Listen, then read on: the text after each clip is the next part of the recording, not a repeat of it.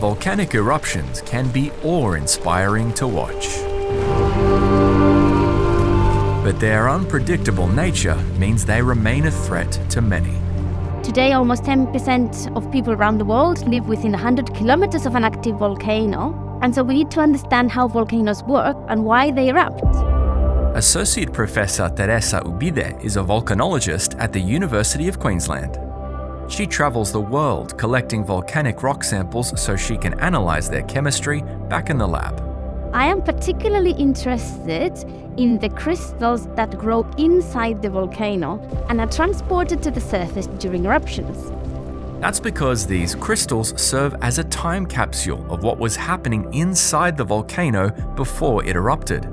She uses an ultraviolet laser to remove thin layers from the crystals, which she then analyzes for changes in trace chemicals. And I build an image of the distribution of elements in the crystal so that I can see what happens inside the volcano before the eruption. And so we can access the guts of the volcano that we may not be able to see otherwise. And by doing so, Associate Professor Ubide is unlocking some explosive secrets. The more we study volcanoes, the more we realize how complex they are inside and how actually they are fed by a very complex network of reservoirs and conduits that are responsible for bringing the magma from depth to the surface. Understanding that process could help us better predict when they will erupt.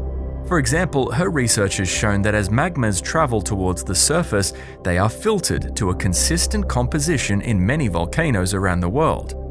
That may indicate many eruptions are caused by magma reaching a specific set of physical properties, or sweet spot. It's a bit like shaking a bottle of Coke, and this ideal mix of properties propels the magma all the way to the surface. Associate Professor Ubide also explores the link between volcanoes and the critical metals needed for the development of renewable energy, such as wind and solar. Copper, found at the boundaries of tectonic plates, for instance, is known to be associated with the magmatism caused by one plate diving beneath another. So if we want to understand the Earth and its resources, we need to do research into those critical processes, including volcanic processes that drive accumulation of metals for a sustainable future. Associate Professor Ubide says it's a great honour to receive the Anton Hales Medal and is thankful to those who nominated and supported her. She hopes to inspire other women to pursue a career in STEM. I'm very excited to contribute to building role models for future girls to study STEM.